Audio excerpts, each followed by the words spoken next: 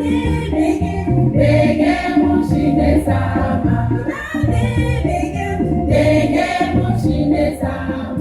we're here at UNICEF in Nigeria looking at the progress of birth registration in the last 2 years as a result of this EU-UNICEF project.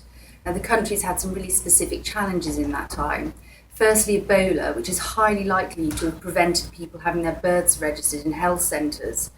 And secondly, there's been a lot of instability in the northeast of the country, and we've seen birth registration rates really plummet in those territories over the last couple of years.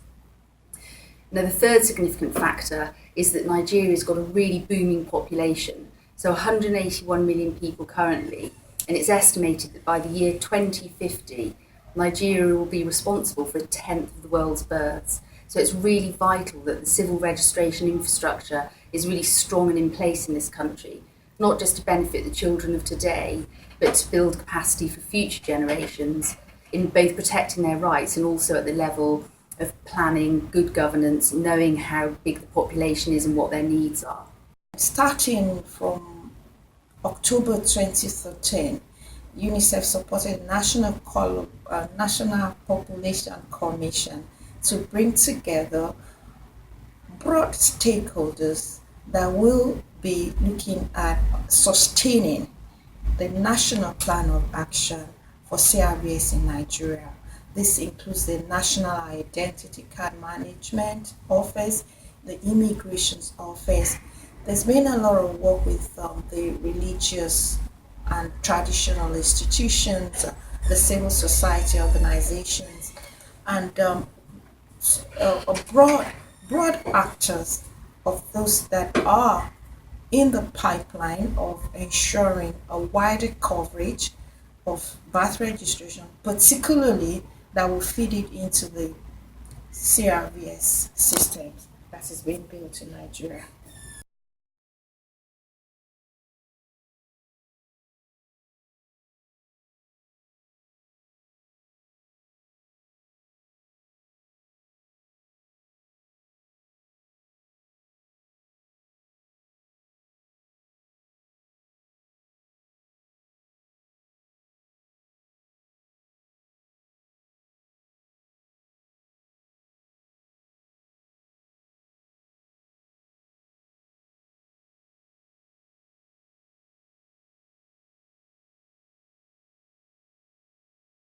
Until when I came to Abuja here, I took my child to school, private school for enrollment.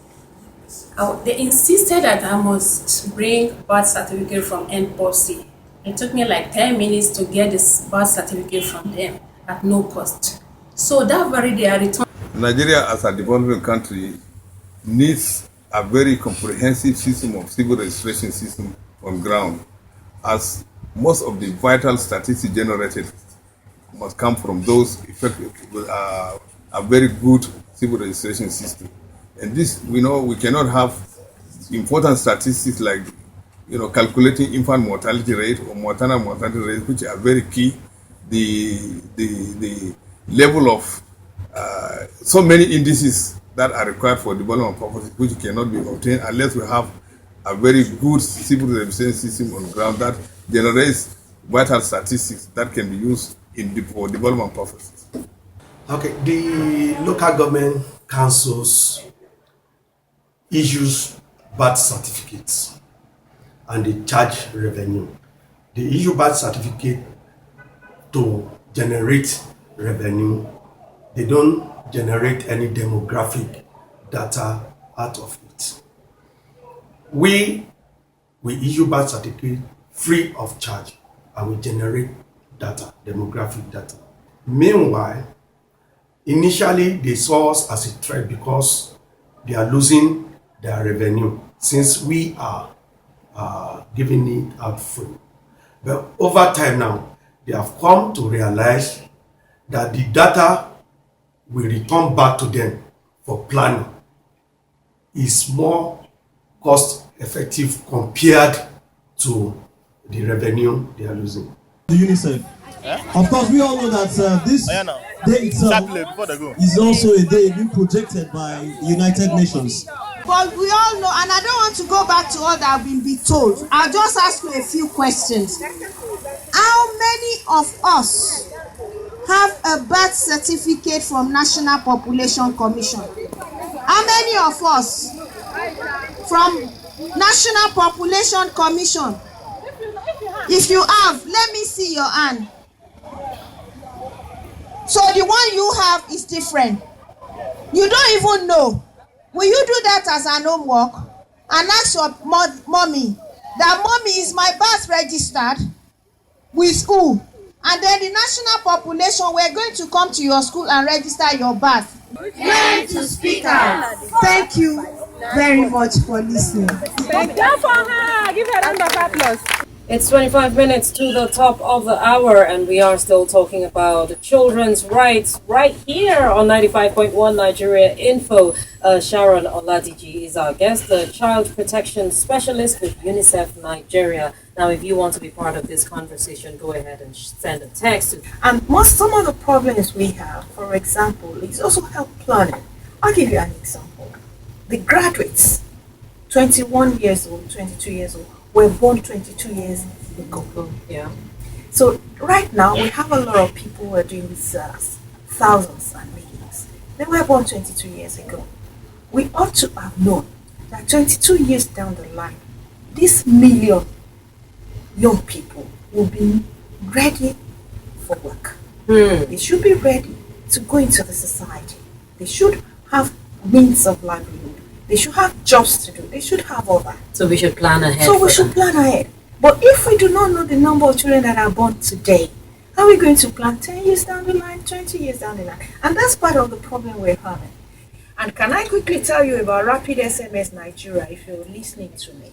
If you Google Rapid SMS Nigeria, if you open it, it will ask you about the dashboard. If you click the dashboard, Nigeria dashboard, it will show you, it will take you to a platform. It will show you things about MNCH, Bedness, click birth registration. And that is something, plus a database. If you say there's no data, there's a lot of things being done in showing or showcasing the number of children that are registered part-time per day. So if you click on, you see cumulative if you want, you see month if you want, you see the states if you want your states, then you want to see what is going on in your local government. We investigated as UNICEF the consistent low-level coverage of birth registration in Nigeria and found that there are very few birth registrars in healthcare delivery points in the country. So in 2012, we supported birth registration being integrated into the maternal and child health weeks that is supported by the National Council of Health.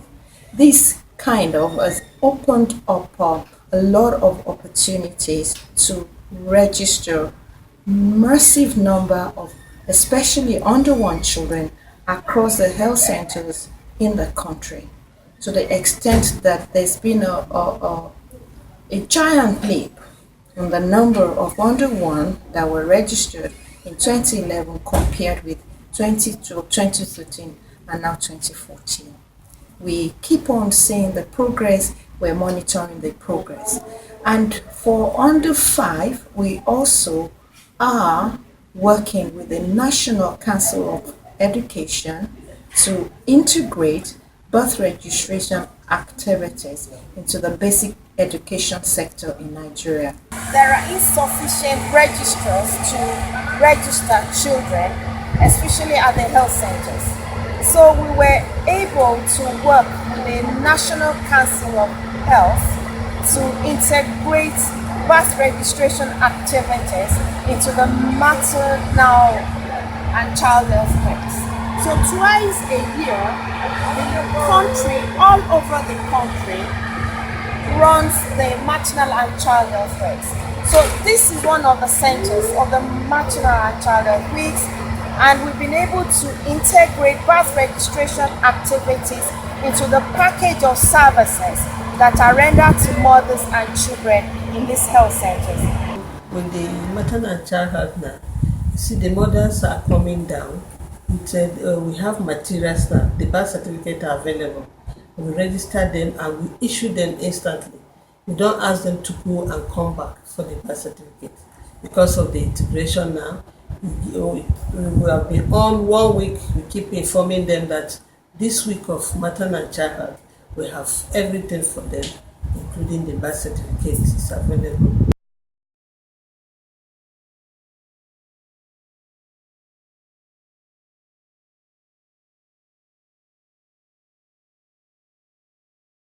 Birth registration is proof of identity. It is a fundamental right of a baby. Benefits of birth registration includes the following. 1. Right to belong to Nigeria as a country of origin. 2. Right to resources of Nigeria, e.g. registration to start school, health services, social amenities, e.g. electricity, water, good roads, as it helps the government to plan well. 3rd, right of participation in government matters, e.g. elections, government appointments and employment.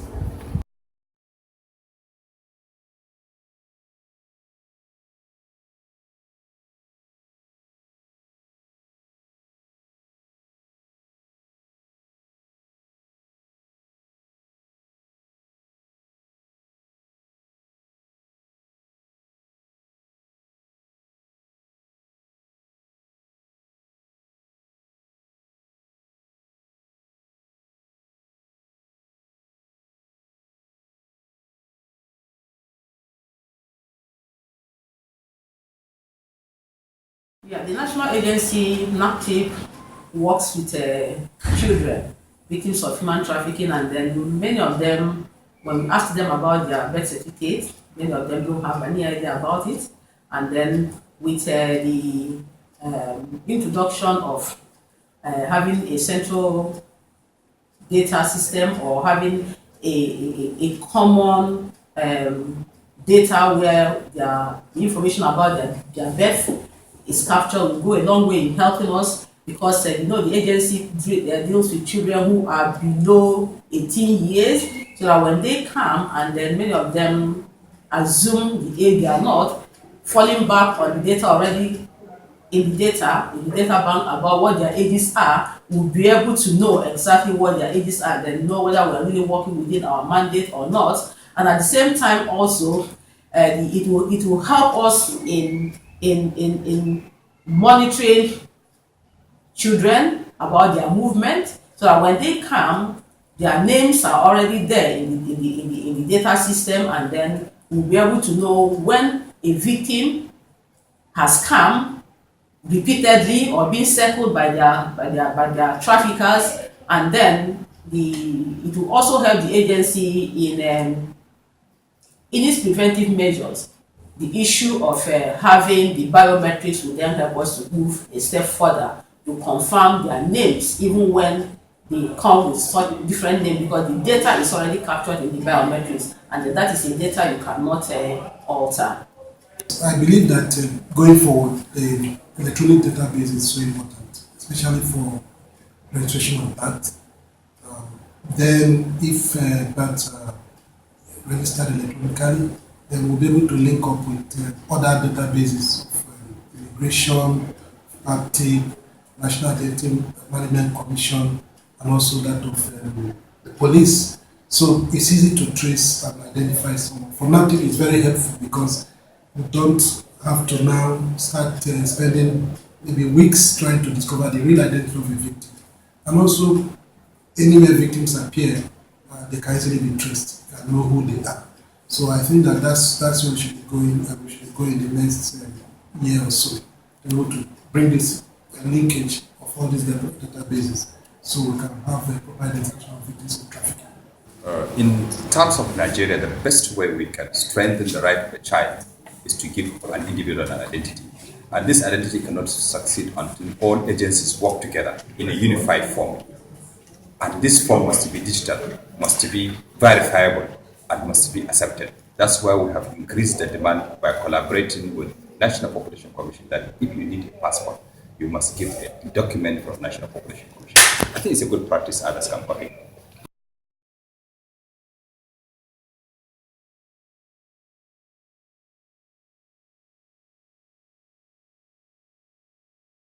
I went to the passport office to get passport for my children, 3 of them. One is 15, the other is 13, and the other is 7. When I got there, they refused issuing the passport. They said that I have to get a birth certificate for my children. Already I had the birth certificate for my children, but from private hospitals. So they told me the birth certificate from private hospitals are not recognized at all. That I need to go to National Population Commission and get their birth certificates. If not, I'll not be issued with their passport. So that was what I did. I went to MPC office, I registered them, and I was issued with National Population Commission birth certificate. I took them back to the certificates back to the passport office, and I was given my children's passport.